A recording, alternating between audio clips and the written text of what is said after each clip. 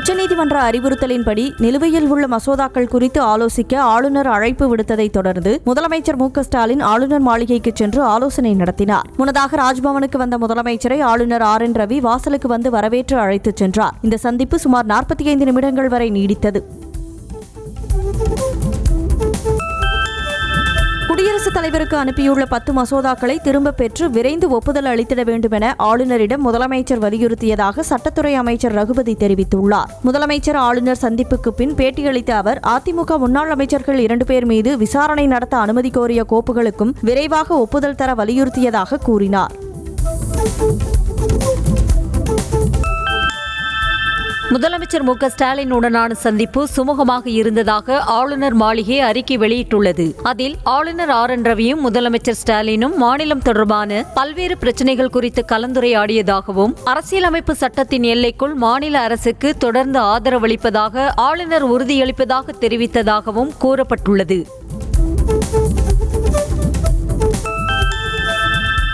கிளாம்பாக்கத்தில் புதிதாக கட்டப்பட்டுள்ள கலைஞர் நூற்றாண்டு பேருந்து முனையத்தை முதலமைச்சர் மு.க.ஸ்டாலின் திறந்து வைத்தார். பேருந்து நிலைய கல்வெட்டு மற்றும் அங்கு அமைக்கப்பட்டுள்ள கலைஞரின் சிலையையும் திறந்து வைத்த முதலமைச்சர் பின்னர் பேட்டரி காரில் அமர்ந்து பேருந்து நிலையத்தை பார்வையிட்டார். மேலும் பேருந்து நிலையத்தில் இருந்து பேருந்துகளை கொடியசைத்து துவக்கி வைத்தார்.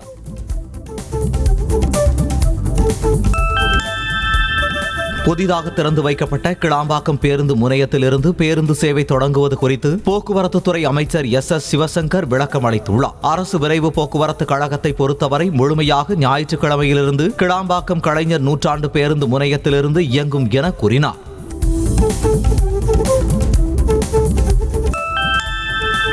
புத்தாண்டு தினம் முதல் தென் மாவட்டங்களுக்கு கிளாம்பாக்கத்தில் இருந்து மட்டுமே பேருந்துகள் இயக்கப்படும் என அரசு தெரிவித்துள்ளது. ஜனவரி 1 முதல் மதுரை, விருதுநகர், நெல்லை, தூத்துக்குடி, கன்னியாகுமரி உள்ளிட்ட மாவட்டங்களுக்கு செல்லும் அரசு விரைவு பேருந்துகள் மற்றும் தனியார் பேருந்துகள் அனைத்தும் கிளாம்பாக்கத்தில் இருந்து மட்டுமே இயக்கப்படும் என தெரிவிக்கப்பட்டுள்ளது. தென் மாவட்டங்களில் மழையால் பாதிக்கப்பட்ட மாவட்டங்களுக்கு 1000 கோடி ரூபாய் மதிப்பிலான நிவாரண தொகுப்பை முதலமைச்சர் மு.க.ஸ்டாலின் அறிவித்துள்ளார். சேதமடைந்த வீடுகளுக்கு பதிலாக புதிய வீடு பழுது பார்த்தலுக்கு ரூபாய் 385 கோடியும், பயிர் சேத நிவாரணத்திற்கு 250 கோடி ரூபாயும் ஒதுக்கப்பட்டுள்ளது.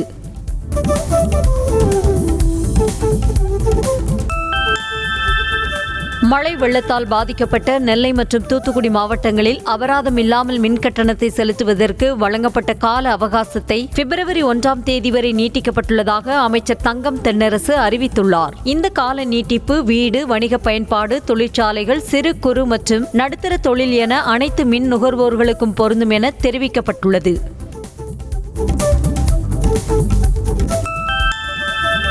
புத்தாண்டை முன்னிட்டு முதலமைச்சர் மு.க.ஸ்டாலினை அமைச்சர்கள் உள்ளிட்டோர் வாழ்த்து தெரிவிக்க வருவதை தவிர்க்க வேண்டும் என்று திமுக கட்சி தலைமை அறிவித்துள்ளது. இது தொடர்பாக வெளியிட்டுள்ள அறிக்கையில், வெள்ளத்தால் பாதிக்கப்பட்ட மாவட்டங்களில் நிவாரணப் பணிகள் நடைபெற்று வரும் நிலையில் முதலமைச்சரை சந்தித்து வாழ்த்து கூற வருவதை கட்டாயம் தவிர்க்க வேண்டும் என தெரிவிக்கப்பட்டுள்ளது.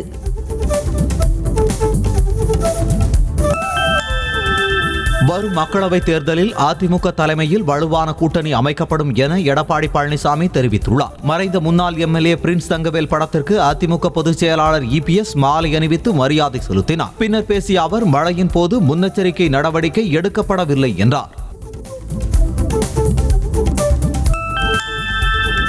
நெல்லை, தூத்துக்குடி மாவட்டங்களில் கனமழையால் பாதிக்கப்பட்ட பொதுமக்களுக்கு நடிகர் விஜய் நிவாரண உதவிகளை வழங்கினார். நெல்லை பாளையங்கோட்டையில் தனியார் திருமண மகாலில் விஜய் மக்கள் இயக்கம் சார்பில் நடைபெற்ற நிகழ்ச்சியில் கலந்து கொண்ட அவர் மக்களுக்கு அரிசி, மளிகை பொருட்கள், புத்தாடைகள் உள்ளிட்டவைகளை வழங்கி மகிழ்ச்சி அடைந்தார்.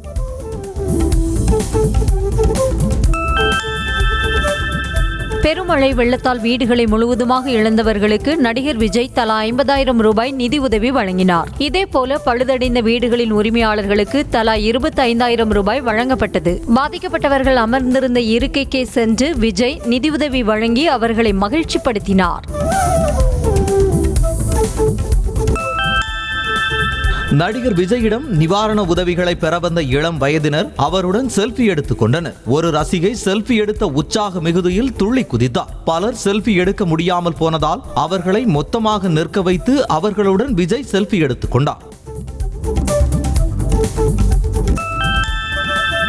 நிவாரண உதவியை முடித்துக்கொண்டு நடிகர் விஜய் புறப்படும் போது ரசிகர்கள் முண்டியடித்து சென்றபோது ஒருவர் மீது ஒருவர் விழுந்து காயமடைந்தனர். விஜயை காணவும் அவருடன் செல்ஃபி எடுக்கவும் முண்டியடித்து சென்றதால் 2 பெண்கள் உட்பட 6 பேர் காயமடைந்தனர். இதேபோல் அவர் நிகழ்ச்சிக்கு வரும்போதும் ரசிகர்கள் அதிக அளவில் குவிந்தனர்.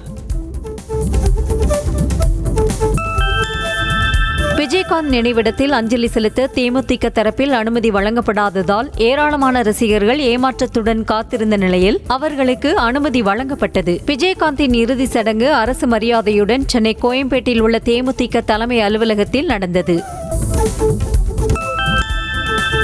மறைந்த தேமுதிக தலைவர் விஜயகாந்திற்கு தமிழக அரசு மணிமண்டபம் கட்டித்தர வேண்டும் என்று தேமுதிக பொதுச் செயலாளர் பிரேமலதா வேண்டுகோள் விடுத்துள்ளார். விஜயகாந்தை நல்லடக்கம் செய்யப்பட்ட இடத்தில் அவரது குடும்பத்தினர் இணைந்து மலர் தூவி மரியாதை செலுத்தினர். பின்னர் பேட்டியளித்த பிரேமலதா, கேப்டன் நினைவிடத்தில் மக்கள் எந்த நேரமும் அஞ்சலி செலுத்தலாம் என தெரிவித்தார். தூத்துக்குடி மாவட்டம் ஸ்ரீவைகுண்டம் அருகே தாதன்குளம் கிராம மக்களுக்கு ரயில்வே நிர்வாகம் வழங்கிய 15,000 ரூபாய் பரிசு தொகையை முதல்வரின் நிவாரண நிதிக்கு கிராம மக்கள் வழங்கினர். அந்த மாவட்ட நாடாளுமன்ற உறுப்பினர் கனிமொழியிடம் வழங்கிய தாதன்குளம் கிராமத்தினர் மழை வெள்ளத்தின் போது நடுவழியில் சிக்கிக் கொண்ட திருச்செந்தூர் ரயில் பயணிகளுக்கு உணவு வழங்கி பாதுகாப்பு கொடுத்தது குறிப்பிடத்தக்கது. புதிய வகை கொரோனா தொற்றால் பெரிய அளவில் பாதிப்பு இல்லை என்பதால் பொதுமக்கள் அச்சப்பட தேவையில்லை என அமைச்சர் மா சுப்பிரமணியன் தெரிவித்துள்ளார். சென்னை தரமணியில் 10வது வார மழைக்கால சிறப்பு மருத்துவ முகாமினை அவர் தொடங்கி வைத்து ஆய்வு மேற்கொண்டார். பின்னர் பேசிய அவர், கடந்த ஆண்டை விட இந்த ஆண்டு டெங்கு பாதிப்பும் உயிரிழப்பும் குறைவு என்றார். சென்னை மெட்ரோ நிறுவனம் அடையாறு ஆற்றின் அடியில் சுரங்கம் தோண்டும் பணியினை தொடங்கியுள்ளது. மெட்ரோ ரயிலின் 2ஆம் கட்ட பணிகள் நடைபெற்று வரும் நிலையில் கிரீன்வே சாலை நிலையத்தில் இருந்து அடையாறு சந்திப்பு நிலையம் வரை பிரத்யேக இயந்திரத்தை கொண்டு சுரங்கம் தோண்டும் பணி துவங்கியுள்ளது. சுமார் 240 கோடி ரூபாய் செலவில் நவீனப்படுத்தப்பட்ட அயோத்தி கோவில் சந்திப்பு ரயில் நிலையத்தை பிரதமர் மோடி திறந்து வைத்து ரயில் நிலைய மாதிரியை பார்வையிட்டார். அதன் பின்னர் அயோத்தி கோவில் சந்திப்பு ரயில் நிலையத்தில் இருந்து கோவை, பெங்களூரு உள்ளிட்ட 6 வந்தே பாரத் ரயில்களையும் 2 அம்ரித் பாரத் ரயில்களையும் மோடி பச்சை கொடி அசைத்து துவக்கி வைத்தார்.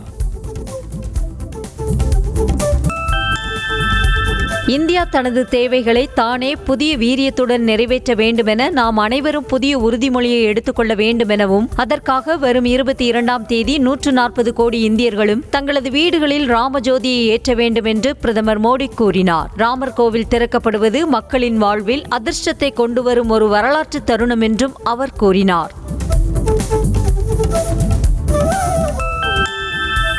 அயோத்தியில் நவீனப்படுத்தப்பட்ட ரயில் நிலையத்தை திறந்து வைத்துவிட்டு புதிய விமான நிலையத்தை திறக்க செல்லும் வழியில் பிரதமரின் உஜ்வாலா திட்ட பயனாளி ஒருவரின் வீட்டிற்கு திடீரென சென்று பிரதமர் மோடி டீ அருந்தினார். இலவச சமையல் எரிவாயு சிலிண்டர் திட்டத்தின் கீழ் பயன்பெற்ற 10 கோடியாவது பெண்ணான மீரா மாஞ்சி என்ற இந்த பெண்மணியின் வீட்டில் மோடி டீ அருந்தி ஆச்சரியப்படுத்தினார்.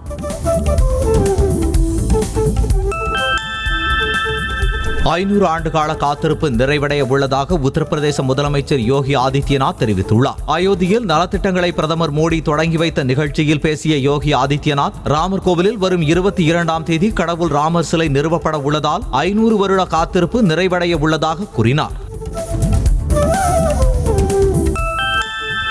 கடவுள் ராமர் ஒரு கட்சிக்கு மட்டும் சொந்தமானவர் அல்ல என்று மகாராஷ்டிர முன்னாள் முதலமைச்சர் உத்தவ் தாக்கரே தெரிவித்துள்ளார். இது தொடர்பாக பேசியுள்ள அவர், ராமர் கோவில் திறப்பு குறித்து தனக்கு எந்த அழைப்பும் வரவில்லை என்றும், ராமர் குறிப்பிட்ட ஒரு கட்சிக்கு மட்டும் சொந்தமானவர் அல்ல என்றும் தெரிவித்தார். அதோடு இதை அரசியலாக்க விரும்பவில்லை என்றும் கூறினார். இந்திய விண்வெளி ஆராய்ச்சி நிறுவனமான இஸ்ரோ PSLV C-58 ராக்கெட்டை வரும் 1ஆம் தேதி காலை 9:10 மணிக்கு விண்ணில் செலுத்துகிறது. இதில் 5 ஆண்டுகள் ஆயுட்காலத்தை கொண்ட எக்ஸ்போசாட் என்ற செயற்கைக்கோள் பொருத்தப்பட்டுள்ளது. இந்த செயற்கைக்கோள் 500 முதல் 700 கிலோமீட்டர் உயரத்தில் பூமியின் சுற்றுப்பாதையில் நிலைநிறுத்தப்பட உள்ளது.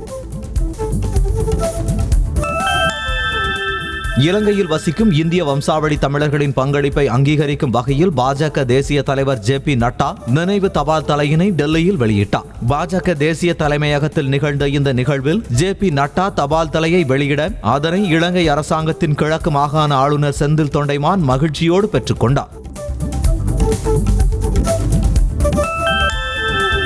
கனடாவில் வசிக்கும் நிழல் உலக தாதா லக்பீர் சிங் லண்டாவை இந்திய பயங்கரவாதியாக அறிவித்தது இவன் சர்வதேச பாபர் கல்சா அமைப்புடன் தொடர்புள்ளவன் என்பதுடன் மொஹாலி புலனாய்வு பிரிவு கட்டிடம் மீதான தாக்குதலில் தொடர்புடையவன் என்றும் உள்துறை அமைச்சகம் தெரிவித்துள்ளது. இந்தியாவால் தேடப்பட்டு வரும் லண்டா கனடாவின் எட்மாண்டன் நகரில் வசித்து வருவதாக கூறப்படுகிறது.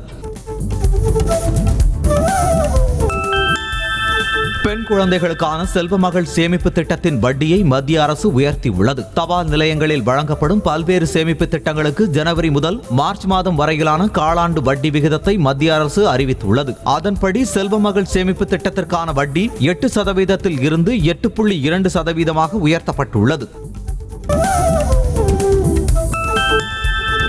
திருப்பதி ஏழுமலையான் கோவிலுக்கு செல்லும் நடைபாதையில் மீண்டும் சிறுத்தை மற்றும் கரடிகள் நடமாடிய சிசிடிவி புகைப்படங்களை வெளியிட்டுள்ள வனத்துறை பக்தர்கள் பாதுகாப்பாகவும் எச்சரிக்கையுடனும் செல்ல அறிவுறுத்தியுள்ளது. கடந்த 13 மற்றும் 29 ஆகிய தேதி மலைப்பாதையில் சிறுத்தை மற்றும் கரடிகள் நடமாடிய காட்சிகள் கேமராவில் பதிவாகியுள்ளது. இண்டிகோ விமானத்தில் வழங்கப்பட்ட வெஜிடபிள் சாண்ட்விச்சில் உயிருடன் புழு நெளிந்ததாக கூறப்பட்ட புகாரும் அது தொடர்பான வீடியோவும் இணையத்தில் வேகமாக பகிரப்பட்டு வருகிறது. குஷ்பு குப்தா என்பவர் டெல்லியில் இருந்து மும்பைக்கு இண்டிகோ விமானத்தில் பயணம் செய்தார். விமானத்தில் வைத்து வழங்கப்பட்ட சாண்ட்விச்சில் உயிருடன் புழு நெளிந்ததைக் கண்டு அதிர்ச்சியடைந்தார். பெங்களூருவை அடுத்த கலபுர்கி மாநகராட்சி கூட்டத்தில் பாஜக உறுப்பினர் பேச்சுக்கு காங்கிரஸ் உறுப்பினர் நாற்காலியை தூக்கி வீசிய சம்பவம் பரபரப்பை ஏற்படுத்தியுள்ளது. கூட்டத்தில் பேசிய பாஜக உறுப்பினர் கிருஷ்ணநாயக் தூய்மை பணியில் சாதி வேறுபாடு குறித்து சர்ச்சைக்குரிய வகையில் பேசியதால் காங்கிரஸ் உறுப்பினர்கள் எதிர்ப்பு தெரிவித்தனர். மும்பையிலிருந்து அசாமிற்கு கொண்டு செல்லப்பட்ட விமானத்தின் பாகம் ஒன்று பீகாரில் மேம்பாலத்தின் அடியில் சிக்கிக் கொண்டது. ஏற்கனவே விபத்தொன்றில் சிக்கி சேதமான இந்த விமானத்தை அசாமிற்கு கொண்டு செல்ல முடிவு செய்யப்பட்டது. பீகார் மாநிலம் மோத்திகிரி பகுதியில் உள்ள பிப்ரகோதி என்கிற மேம்பாலத்தின் அடியில் விமானம் சிக்கிக் கொண்டது. தென் மாவட்டங்களில் மழை வெள்ளத்தால் பாதிக்கப்பட்ட மக்களுக்கு யார் உதவி செய்தாலும் வரவேற்பதாக திமுக எம்பி கனிமொழி கூறினார். சென்னை விமான நிலையத்தில் செய்தியாளர்களை சந்தித்த அவரிடம் மழையால் பாதிக்கப்பட்ட மக்களுக்கு நடிகர் விஜய் நிவாரண உதவிகள் வழங்கியது தொடர்பாக செய்தியாளர்கள் கேள்வி எழுப்பினர். அதற்கு யார் உதவினாலும் மகிழ்ச்சி என்றார். வளிமண்டல மேலடுக்கு சுழற்சி காரணமாக தமிழ்நாட்டில் அடுத்த 2 தினங்களுக்கு கனமழை பெய்யக்கூடும் என இந்திய வானிலை ஆய்வு மையம் எச்சரித்துள்ளது. இந்திய பெருங்கடல் மற்றும் அதனை ஒட்டிய தென்கிழக்கு அரபிக்கடல் பகுதியில் வளிமண்டல மேலடுக்கு சுழற்சி நிலவுவதால் புதிய காற்றழுத்த தாழ்வு பகுதி உருவாக வாய்ப்பிருப்பதாகவும் இந்திய வானிலை ஆய்வு மையம் தெரிவித்துள்ளது.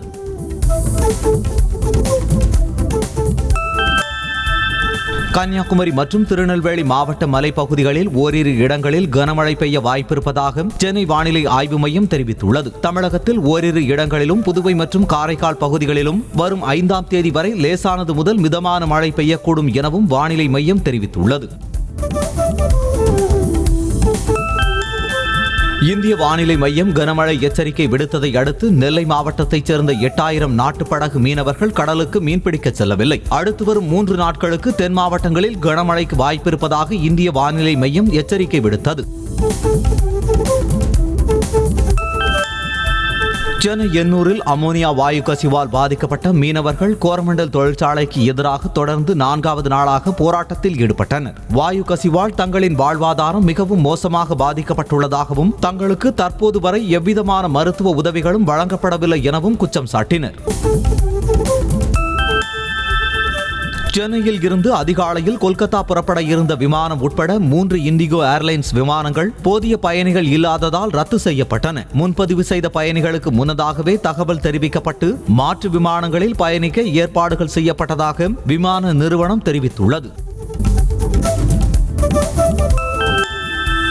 பேரறிஞர் அண்ணாவின் 115வது பிறந்த நாளை முன்னிட்டு சென்னை புழல் மத்திய சிறையில் அடைக்கப்பட்டிருந்த ஆயுள் தண்டனை கைதிகள் 4 பேரின் தண்டனை காலம் குறைக்கப்பட்டு அவர்கள் முன்கூட்டியே விடுதலை செய்யப்பட்டனர். இந்த 4 பேரும் நன்னடத்தை அடிப்படையிலும் முன்கூட்டியே விடுதலை செய்யப்பட்டனர். காவல்துறையினருடன் கைகோர்த்து 2024ஆம் ஆண்டு புத்தாண்டினை வரவேற்போம் என ஆவடி காவல் ஆணையாளர் சங்கர் பொதுமக்களை கேட்டுக் கொண்டுள்ளார். இதுகுறித்து அவர் வெளியிட்டுள்ள செய்திக்குறிப்பில் 4000 போலீசார் பாதுகாப்பு பணியில் ஈடுபட உள்ளதாகவும் 31ஆம் தேதி இரவு 9 மணியிலிருந்து ஆவடி மற்றும் செங்குன்றம் ஆகிய காவல் மாவட்டங்களின் 50 இடங்களில் வாகன தணிக்கையில் ஈடுபடுத்த உள்ளதாகவும் தெரிவிக்கப்பட்டுள்ளது.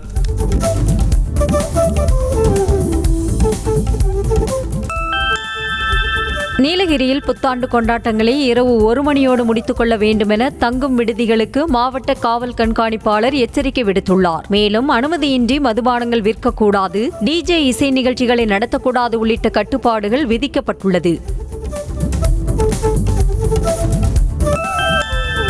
நாகையில் பாஜக மாநில தலைவர் அண்ணாமலை நடைபயணத்தின் போது பாதுகாப்பு பணியில் இருந்த சிறப்பு காவல் சார்பு ஆய்வாளர்கள் 2 ஆயுதப்படைக்கு மாற்றி மாவட்ட காவல் கண்காணிப்பாளர் ஹர்ஷிங் உத்தரவிட்டார். ராஜேந்திரன், கார்த்திகேயன் ஆகிய 2 பாஜகவில் இணைவதற்காக தங்களது கைபேசியில் இருந்து மிஸ்டு கால் கொடுத்ததாக வீடியோ சமூக வலைதளங்களில் வெளியானது. மகாராஷ்டிரா மாநிலத்தில் நடைபெற்ற தேசிய அளவிலான குத்துச்சண்டை போட்டியில் சென்னை போர்ட் பள்ளியில் படிக்கும் 9ஆம் வகுப்பு மாணவன் பங்கேற்று வெண்கலப் பதக்கம் வென்றுள்ளார். இந்திய பள்ளிகள் விளையாட்டுக் குழுமம் சார்பில் 34 கிலோ எடைப்பிரிவில் மாணவன் கிஷோர் கலந்து கொண்டு வெற்றி பெற்று வெண்கலப் பதக்கத்தை வென்று தமிழகத்திற்கு பெருமை சேர்த்தார். திண்டுக்கல் மாவட்டம் ஒட்டன்சத்திரம் அருகே விவசாயி ரவிச்சந்திரன் என்பவர் பூச்சி தாக்குதலில் இருந்து கொய்யாவை பாதுகாக்க கொய்யா பிஞ்சுகளை சுற்றி பைகளை கட்டியுள்ளார். இதனால் சத்திரப்பட்டி வேலூர் பகுதியில் உள்ள தமது தோட்டத்தில் கொய்யா பிஞ்சுகளை பூச்சிகள், புழுக்கள் தாக்குவதில் இருந்து காப்பாற்றுவதாகவும் அவர் தெரிவித்துள்ளார். தாம்பரம் அருகே மெடிக்கல் ஷாப் உரிமையாளர் மர்ம நபர்களால் வெட்டி கொலை செய்யப்பட்டார். மன்னிவாக்கத்தைச் சேர்ந்த மெடிக்கல் ஷாப் உரிமையாளர் வினோத் என்பவர் தனது கடையை மூடிவிட்டு சென்றபோது பைக்கில் வந்த 3 மர்ம நபர்கள் அவரை வழிமறித்து வெட்டிவிட்டு தப்பி ஓடினர். முன்விரோதம் காரணமாக இந்த கொலை நடந்திருக்கலாம் என போலீசார் தெரிவித்தனர். கடலூர் மாவட்டம் பண்ருட்டியில் முறையாக மருத்துவம் படிக்காமல் வைத்தியம் பார்த்து வந்த போலி மருத்துவர்கள் 3 பேர் ஒரே நாளில் கைது செய்யப்பட்டனர். பண்ருட்டி தாகூர் வீதியில் மணி என்பவரும், எல்லன்புரத்தில் சீனிவாசன் என்பவரும், கோட்லாம்பாக்கத்தை சேர்ந்த மணிகண்டன் என்பவரும் கைது செய்யப்பட்டனர். ஜனவரி 1ஆம் தேதி ஸ்ரீஹரிகோட்டாவில் இருந்து PSLV C-58 ராக்கெட் விண்ணில் ஏவப்பட உள்ளதால் திருவள்ளூர் மாவட்டம் பழவேற்காடு மீனவர்கள் 31ஆம் தேதி மாலை முதல் ஜனவரி 1ஆம் தேதி வரை கடலுக்கு மீன்பிடிக்க செல்ல தடை விதித்து மீன்வளத்துறை அதிகாரிகள் உத்தரவிட்டுள்ளனர். ஓட்டப்பிடாரம் அருகே மேலமடம் பகுதியில் வெள்ள நிவாரணத் தொகை 6000 ரூபாய் வழங்க கோரி பொதுமக்கள் சாலை மறியலில் ஈடுபட முயற்சித்தனர். அவர்களிடம் காவல்துறையினர் மற்றும் வருவாய்த்துறையினர் பேச்சுவார்த்தை நடத்தி கோரிக்கைகளை மனுவாக அளிக்குமாறு கூறிய பின் பொதுமக்கள் கலைந்து சென்றனர். புத்தாண்டு தொடர் விடுமுறையை ஒட்டி நீலகிரி மாவட்டம் முதுமலையில் சுற்றுலா பயணிகள் குவிந்துள்ளனர். வனவிலங்குகளை பார்வையிட்டும் தெப்பக்காடு யானைகள் வளர்ப்பு முகாமில் யானைகளுக்கு வனத்துறையினர் உணவளிப்பதைக் கண்டும் 100க்கும் மேற்பட்ட சுற்றுலா பயணிகள் மகிழ்ச்சி அடைந்தனர். ராமநாதபுரம் மாவட்டம் பரமக்குடியில் உள்ள தனியார் கல்லூரியில் பொங்கல் பண்டிகையை முன்னிட்டு விதவிதமான கோலங்கள் வரைந்து மாணவிகள் அசத்தினர். 1000 வைசிய கல்லூரியில் நடைபெற்ற கோலப் போட்டியில் பங்கேற்ற மாணவிகள் பல்வேறு வண்ணங்களிலும் பல வடிவங்களிலும் கோலமிட்டு பார்வையாளர்களை கவர்ந்தனர். விழுப்புரம் மாவட்டம் கோட்டக்குப்பம் அருகே புதையல் எடுத்த தங்க காசை குறைந்த விலைக்கு கொடுப்பதாக கூறி மோசடி செய்ததாக 6 பேரை காவல்துறையினர் கைது செய்தனர். மரக்காணம் பகுதியைச் சேர்ந்த நடமாடும் பஞ்சர் கடை நடத்தி வரும் துரைக்கண்ணு என்பவரிடம் JCB வாகனத்திற்கு பஞ்சர் ஓட்டுவதற்காக வந்த நபர் ஒருவர் 50,000 ரூபாய் வாங்கிக் கொண்டு ஒரு தங்கக்காசு கொடுத்து ஏமாற்றியதாக புகார் அளித்தார்.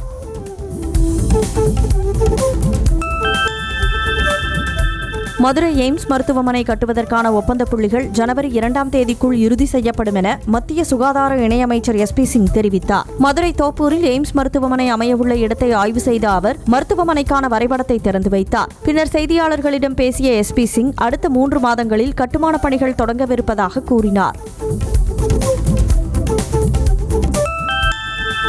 கேரளாவில் பெட்ரோல் பங்க் ஊழியர்கள் மீது தொடர் தாக்குதலை கண்டித்து ஞாயிற்றுக்கிழமை அதிகாலை 6 மணி வரை பெட்ரோல் பங்குகள் இயங்காது என அறிவிக்கப்பட்டுள்ளது. பெட்ரோல் பங்க் ஊழியர்களை தாக்கிவிட்டு பணம் கொள்ளையடித்து செல்லும் சம்பவங்கள் அதிகரித்து வருவதாகவும் இதனை தடுக்க நடவடிக்கை எடுக்காத அரசை கண்டித்து ஒரு நாள் பெட்ரோல் பங்க் இரவில் இயங்காது என தெரிவித்துள்ளனர்.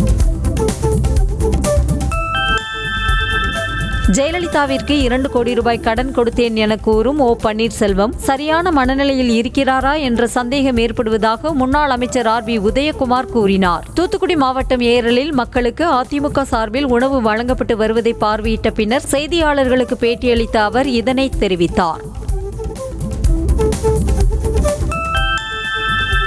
திருப்பதி ஏழுமலையான் கோயிலில் விஐபி பிரேக் தரிசனத்தில் ஆந்திர உயர்நீதிமன்ற நீதிபதி உள்ளிட்ட முக்கிய பிரமுகர்கள் சாமி தரிசனம் செய்தனர். ஏழுமலையான் சுவாமியை ஆந்திர உயர்நீதிமன்ற நீதிபதி ஜி நரேந்தர், மத்திய இணையமைச்சர் கிருஷ்ணன் பால் குர்ஜார் மற்றும் இசையமைப்பாளர் மணி சர்மா ஆகியோர் தரிசித்தனர். பள்ளியில் ஆசிரியர்கள் கற்றுக் கொடுத்த ஒழுக்கமும் மரியாதையும் இந்த அளவிற்கு உயர்த்தியுள்ளதாக சந்திராயன் 3 திட்ட இயக்குனர் வீரமுத்துவேல் தெரிவித்தார். சந்திராயன் 3 விண்ணில் செலுத்தப்பட்டு வெற்றியடைந்ததை தொடர்ந்து விழுப்புரத்தில் உள்ள ரயில்வே பள்ளியில் அவருடன் 10ஆம் வகுப்பு படித்த சக மாணவர்கள் சார்பில் நடைபெற்ற பாராட்டு விழாவில் கலந்து கொண்டு பேசிய அவர் இதனை கூறினார். மத்திய அரசு திட்டங்களின் பலன்களை தமிழ்நாடு மக்கள் பெற்று வருவதாக மத்திய இணையமைச்சர் SP சிங் பாகேல் தெரிவித்தார். Madurai Jaihindpuram bank of India வங்கிக் கிளையின் சார்பில் சிறு குறு நிறுவனங்களுக்கு கடன் உதவி வழங்கும் விழாவில் கலந்து கொண்டு பேசிய அவர் மதுரையில் விரைவில் எய்ம்ஸ் மருத்துவமனை கட்டித்தரப்படும் என உறுதியளித்தார். நெல்லை மாவட்டம் வள்ளியூர் அருகே நாங்குநேரி பகுதியில் 6000 ரூபாய் நிவாரணத் தொகை வழங்க கோரி அப்பகுதி மக்கள் ரேஷன் கடையை முற்றுகையிட்டு போராட்டத்தில் ஈடுபட்டனர். கண்ணநல்லூர், சித்தூர் பகுதிகளில் மழை வெள்ளத்தால் பாதிக்கப்பட்ட மக்கள் அப்பகுதியில் உள்ள ரேஷன் கடையை முற்றுகையிட்டு ஊழியர்களிடம் வாக்குவாதத்தில் ஈடுபட்டனர்.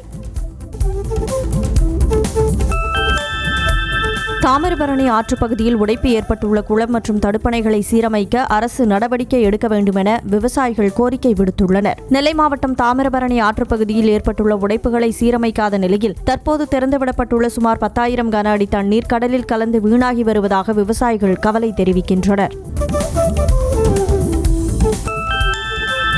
திருவண்ணாமலையில் உள்ள மக்களின் வாழ்க்கை முறை, வணிகம் மற்றும் ஆன்மீகம் ஆகிய மூன்றும் ஒரே பகுதியில் அமைந்துள்ளது. எனவே அனைவரையும் திருப்திப்படுத்துவது கடினமாக உள்ளதாக அமைச்சர் ஏவவேலு பேசியுள்ளார். ஆன்மீக பக்தர்களின் வருகையால் தான் திருவண்ணாமலையின் பொருளாதாரம் வளர்ச்சி பெறுவதாக தெரிவித்த அமைச்சர் பக்தர்களுக்கு உரிய வசதிகளை செய்து தர வேண்டும் என தெரிவித்தார். திண்டுக்கல்லில் உள்ள பெஸ்கி கல்லூரி எதிரில் உள்ள மயானத்தில் தனியார் அறக்கட்டளை கொட்டும் கழிவுகளால் தொற்றுநோய் பரவும் அபாயம் ஏற்பட்டுள்ளதாக மக்கள் புகார் தெரிவித்தனர். மயானத்தில் அனுமதியின்றி கொட்டப்படும் கழிவுகளை தடுத்து நிறுத்த நடவடிக்கை எடுக்க வேண்டும் என அவர்கள் கோரிக்கை விடுத்துள்ளனர். திருப்பத்தூர் மாவட்டம் நாற்றம்பள்ளி அடுத்த கே. பந்தாரப்பள்ளியில் ஊராட்சி மன்ற தலைவரின் கணவர் ஆபாசமாக திட்டியதாக கூறி வார்டு உறுப்பினர் ஒருவர் ஊராட்சி அலுவலகம் முன்பு தர்ணா போராட்டத்தில் ஈடுபட்டார். தனது வார்டுக்கு தண்ணீர் வரவில்லை என 4வது வார்டு உறுப்பினர் கிருஷ்ணமூர்த்தி என்பவர் செல்போனில் தொடர்பு கொண்டு பேசியபோது ஊராட்சி மன்ற தலைவர் ஜெயாவின் கணவர் சரவணன் திட்டியதாக கூறப்படுகிறது. வேலூர் மாவட்டம் காட்பாடி அருகே குகைநல்லூர் பகுதியில் நீர்நிலை புறம்போக்கு இடத்தில் உள்ள ஆக்கிரமிப்புகளை போலீசார் துணையுடன் நீர்வளத்துறை அதிகாரிகள் அகற்றினர். ஆக்கிரமிப்புகளை அகற்ற வந்த JCBயை மறித்து அப்பகுதி பெண்கள் மறியலில் ஈடுபட்டனர். மேலும் வீட்டை இடிக்க எதிர்ப்பு தெரிவித்து பெண் ஒருவர் தீக்குளிக்க முயன்றதால் பரபரப்பு ஏற்பட்டது.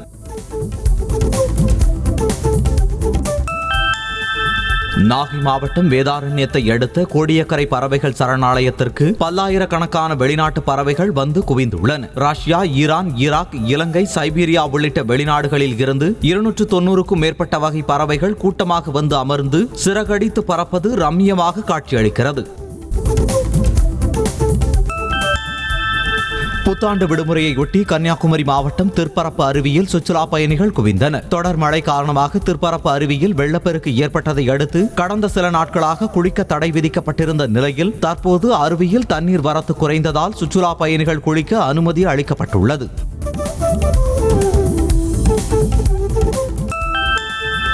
தேனி மாவட்டம் கம்பம் அருகே பைனான்ஸ் ஊழியரை வழிமறித்து அவர் மீது மிளகாய் பொடி தூவி 2 லட்சம் ரூபாய் பணத்தை வழிப்பறி செய்த 3 பேரை காவல்துறையினர் கைது செய்தனர். நாராயணதேவன்பட்டியைச் சேர்ந்த பரமசிவன் என்பவர் அப்பகுதியில் பைனான்ஸிற்கு விடப்பட்ட பணத்தை வசூலித்துக் கொண்டு பைக்கில் வந்தபோது வழிமறித்து அவர் கண்ணில் மிளகாய் பொடி தூவி 3 பேர் பணத்தை திருடிச் சென்றதாக புகார் அளித்தார்.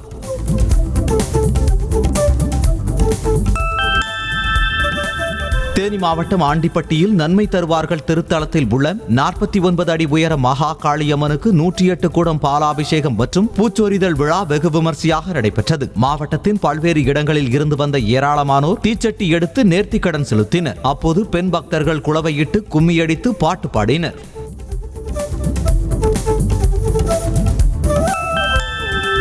மகரவிளக்கு மகோத்சவத்திற்காக சபரிமலை ஸ்ரீ ஐயப்பன் கோவில் நடை சனிக்கிழமை மாலை திறக்கப்பட்டது. தந்திரி கண்டாறு மகேஷ் மோகனாரின் தலைமையில் மேல்சாந்தி PN ரமேஷ் நடையை திறந்தார். இரவு நடை அடைக்கப்பட்ட பின் 31ஆம் தேதி முதல் ஐயப்பனுக்கு வழக்கமான பூஜைகள் நடக்கும். ஜனவரி 15ஆம் தேதி மகரவிளக்கு நிகழ்வு நடக்கும்.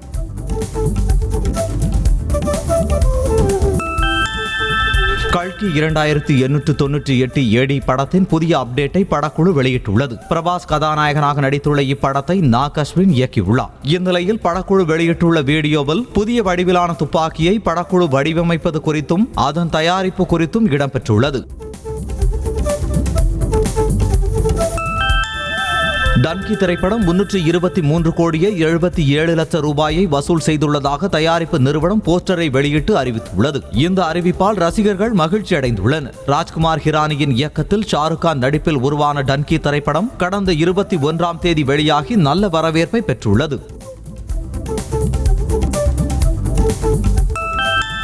அயலான் படத்தின் வெற்றியை பொறுத்துதான் அதன் 2ஆம் பாகம் உருவாகும் என்று இயக்குனர் ரவிக்குமார் தெரிவித்துள்ளார். மேலும் அயலான் படத்தை காட்டிலும் அதனுடைய 2ஆம் பாகம் எடுப்பதற்கு சுமார் 4 மடங்கு அதிகம் செலவாகும் என்றும் ஏற்கனவே சிவகார்த்திகேயனிடம் 2ஆம் பாகத்திற்கான கதையை கூறி அவருக்கும் அது பிடித்துள்ளதாகவும் ரவிக்குமார் தெரிவித்துள்ளதாக கூறப்படுகிறது.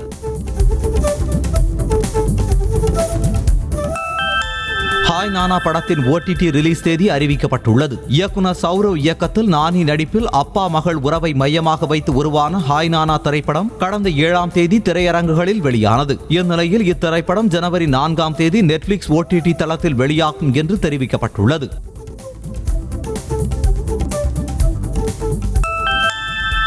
நடிகர் அஜ்மல் நடித்துள்ள வியூகம் படத்துக்கு நீதிமன்றம் தடை விதித்துள்ளது. ஆந்திர முதலமைச்சர் ஜெகன்மோகனின் வாழ்க்கையை மையமாக வைத்து இயக்குனர் ராம்கோபால் வர்மா வியூகம் படத்தை இயக்கினார். இதில் ஜெகன்மோகன் கதாபாத்திரத்தில் அஜ்மல் நடித்துள்ளார். இப்படத்தில் சந்திரபாபு, பவன் கல்யாண் ஆகியோரை இழிவுபடுத்தியிருப்பதாக கூறி தொடரப்பட்ட வழக்கில் இந்த தீர்ப்பு விதிக்கப்பட்டது.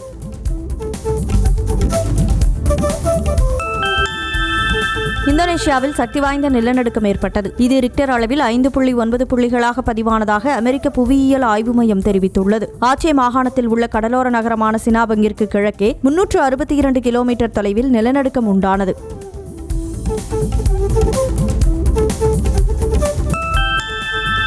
இஸ்ரேலுக்கு ஆதரவான நிறுவனம் என்பதால் மெக்டொனால்ட்ஸ் துரித உணவகத்தை புறக்கணிக்க வேண்டும் என அழைப்பு விடுத்த மலேசிய பாலஸ்தீன ஆதரவு அமைப்பிடம் சுமார் 11,000 கோடி ரூபாய் இழப்பீடு கேட்டு மெக்டொனால்ட்ஸ் நிறுவனம் வழக்கு தொடர்ந்துள்ளது. BDS மலேசியா என்ற இந்த அமைப்பு தவறான பிரச்சாரம் செய்வதாகவும் இஸ்ரேல் ஹமாஸ் போரில் தாங்கள் யாரையும் ஆதரிக்கவில்லை எனவும் மெக்டொனால்ட்ஸ் தெரிவித்துள்ளது. நேபாள கிரிக்கெட் அணி வீரர் சந்தீப் லமிச்சனே பாலியல் வன்கொடுமை வழக்கில் குற்றவாளி என அறிவிக்கப்பட்டுள்ளார். அவருக்கான தண்டனை விவகாரத்தை அடுத்த மாதம் கூறுவதாக அந்நாட்டு நீதிமன்றம் அறிவித்துள்ளது. ஆசிய கோப்பை தொடரில் விளையாடியுள்ள சந்தீப் லமிச்சனே காத்மாண்டுவில் உள்ள ஹோட்டலில் 17 வயது சிறுமிக்கு பாலியல் வன்கொடுமை செய்ததாக புகார் கூறப்பட்டது. இலங்கை அணிக்கான T20 கேப்டனாக வனிந்து ஹசரங்காவும் ஒருநாள் போட்டிக்கான கேப்டனாக குசல் மெண்டிஸும் நியமிக்கப்பட்டுள்ளனர். இந்த இருவரும் ஜிம்பாப்வே தொடரிலிருந்து கேப்டன்களாக செயல்படுவார்கள் என அந்நாட்டு கிரிக்கெட் வாரியம் தெரிவித்துள்ளது. இலங்கையில் அடுத்த மாதம் சுற்றுப்பயணம் மேற்கொள்ளும் ஜிம்பாப்வே அணி 3 ஒருநாள் மற்றும் 3 T20 போட்டிகள் கொண்ட தொடரில் விளையாடுகிறது.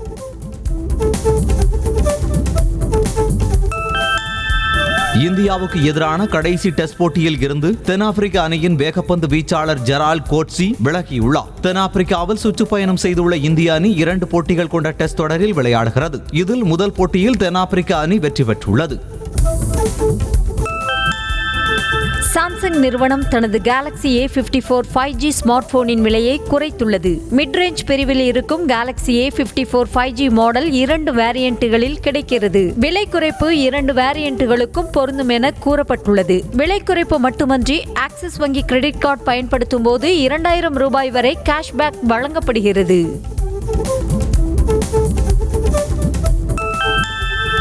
ஆப்பிள் நிறுவனம் தனது விஷன் ப்ரோ மாடலை அடுத்த ஆண்டு துவக்கத்தில் விற்பனைக்கு கொண்டு வருகிறது. விற்பனை விரைவில் துவங்க இருப்பதை ஒட்டி ஆப்பிள் விஷன் ப்ரோ மாடலின் உற்பத்தி பணிகள் முழு வீச்சில் நடைபெற்று வருகின்றன. இதில் அதிக பிரகாசமான மற்றும் அதிக திறன் கொண்ட மைக்ரோ OLED டிஸ்பிளே வழங்கப்பட உள்ளது. OnePlus நிறுவனத்தின் OnePlus Nord 3 ஸ்மார்ட் போனிற்கு சிறப்பு விலை குறைப்பு அறிவிக்கப்பட்டிருக்கிறது. இந்த ஸ்மார்ட் போன் தற்போது 30,000 ரூபாய்க்கும் குறைந்த விலையில் விற்பனைக்கு கிடைக்கிறது. Amazon மற்றும் Flipkart வலைத்தளங்களில் விலை குறைப்பு அமலுக்கு வந்துள்ளது.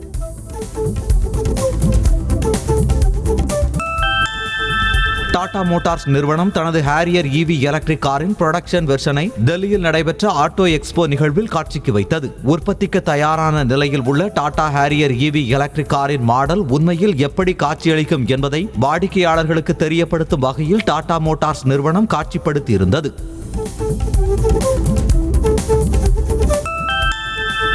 எலக்ட்ரிக் பைக் மாடல்களை விற்பனை செய்து வரும் டார்க் மோட்டார்ஸ் தனது கிராட்டோஸ் R எலக்ட்ரிக் பைக்கிற்கு 22,000 ரூபாய் வரையிலான சலுகைகளை அறிவித்திருக்கிறது. குறுகிய காலத்திற்கு அறிவிக்கப்பட்டிருக்கும் சலுகையின் கீழ் கிராட்டோஸ் R மாடலை பயனர்கள் 22,000 ரூபாய் தள்ளுபடியில் வாங்கிட முடியும் என தெரிவிக்கப்பட்டுள்ளது.